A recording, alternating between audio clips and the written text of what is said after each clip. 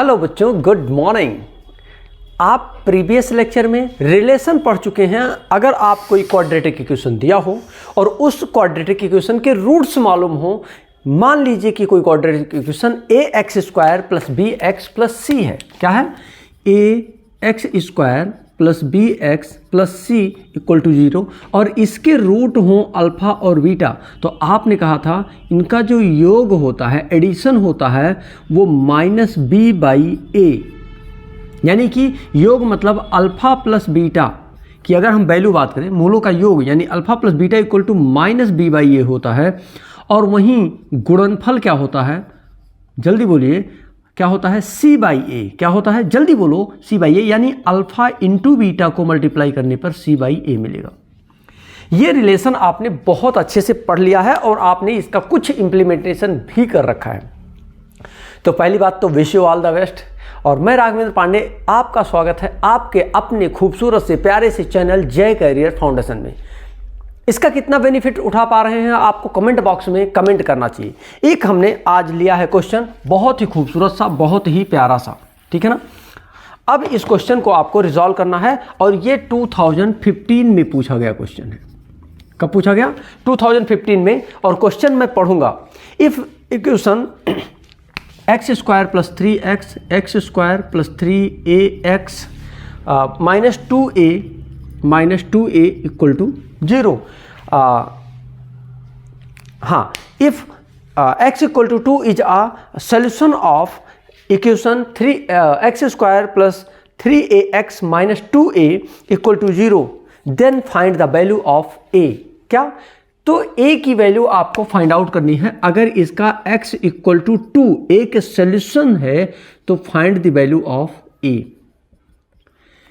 कितना प्यारा क्वेश्चन है, कितना सिंपल क्वेश्चन है, ये आप अंदाजा लगा सकते हैं। लेकिन कैसे? तब तक नहीं लगा पाएंगे जब तक आपका कॉन्फिडेंस बिल्ड नहीं हो जाएगा, जब तक आप क्वेश्चन को सॉल्व करना नहीं सीख जाएंगे। आइए यहां से शुरू करते हैं। एक चीज जाने रहिए कि जो भी इक्वेशंस का कोई सॉल्यूशन दिया हो तो समझ लेना कि x इक्वल टू 2 इसको रख दिया जाए तो इक्वल टू 0 हो जाना चाहिए, मतलब समीकरण को संतुष्ट करेगा। क्या करेगा? समीकरण को, जो भी इक्वेशंस दिया है उस इक्वेशन को ये क्या करेगा? सेटिस्फाइड करेगा।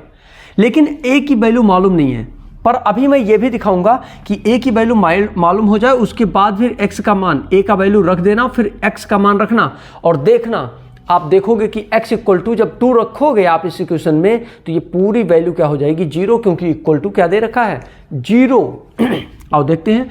तो x इक्वल टू 2 जब जो भी सोल्यूशन होते हैं वो उसको क्या करते हैं? सेटिस्फाइड करते हैं, है ना। पुटिंग द वैल्यू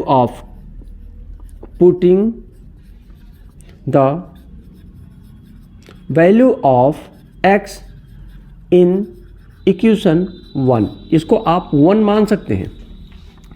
आप x इक्वल टू 2 है, means 2 square plus 3 into a into 2 minus 2 into a equal to 0। 2 2 जा 4 प्लस 3 2 जा 6a minus 2a equal to 0, means 6a minus 2a means 4a plus 4 equal to 0, means 4a equal to minus 4, a equal to minus 4 divided by 4, means आपको मिलेगा a equal to minus 1। क्या मिलेगा? a equal to आपको मिल गया minus 1। अब ध्यान से देखना, जब आप a इक्वल टू माइनस 1 आया है, ये सोल्यूशन तो हो गया। ये क्या हो गया? ये क्या हो गया? सोल्यूशन तो हो गया इस इक्वेशन का। लेकिन सेटिस्फैक्शन के लिए, नॉलेज के लिए, कंफर्मेशन के लिए, अपने रिजल्ट ओरिएंटेड यानी गेन ओरिएंटेड यानी नॉलेज ओरिएंटेड बात जब हम डिस्कशन की करें तो पूरे कॉन्सेप्ट भी क्लियर होने चाहिए। आओ शुरू करते हैं। अभी मैंने क्या कहा था कि ये जो x इक्वल टू 2 होगा वो इस इक्वेशन को सेटिस्फाइड करेगा। पर प्रॉब्लम क्या है? a की वैल्यू मालूम नहीं है। a एक अननोन क्वांटिटी है जिसे आप फाइंड करेंगे। अब a की वैल्यू आपको 1 मिल गया। एक काम करते हैं, इस 1 को यहां पुट कर देते हैं इस इक्वेशन में। Putting the value of a, ये तो आंसर हो गया, जो आपको क्वेश्चन ने पूछा है वो हो गया। अब हम कॉन्सेप्ट की बात कर रहे हैं, ठीक है ना। तो putting the value of a equal to minus 1 in equation 1। Equation 1 में क्या करो? इसकी वैल्यू पुट कर दो आप, तो आपको मिल जाएगा x square plus 3a means minus 1 into x minus 2 into a means -1 equal to 0। तो ये हो जाएगा आपका एक्स स्क्वायर और ये 3 × 3 -3x होगा। 3 × 3 और प्लस माइनस -3x और माइनस माइनस प्लस हो जाएगा 2 इक्वल टू 0।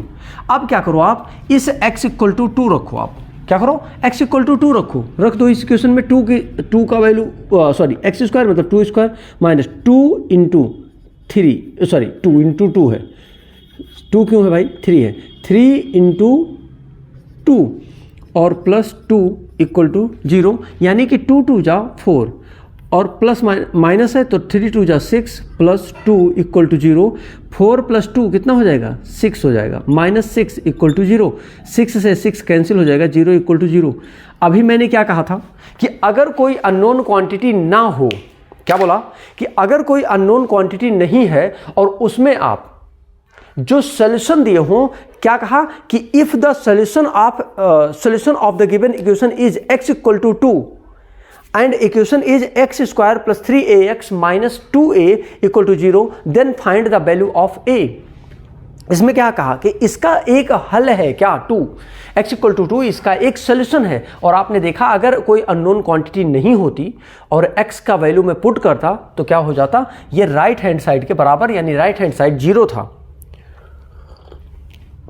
जब राइट हैंड साइड 0 था तो ये क्या हो जाता, 0 हो जाता। क्या मैं क्लियरिटी दे पा रहा हूं? तो बच्चों, इस तरीके से कॉन्सेप्ट को समझने के लिए आपको चैनल को सब्सक्राइब करना चाहिए, अपने एक फ्रेंड के साथ इसको शेयर करना चाहिए। आपने बेनिफिट उठा लिया है तो सामने वाले को भी इसका बेनिफिट मिलना चाहिए। Wish you all the best from my side.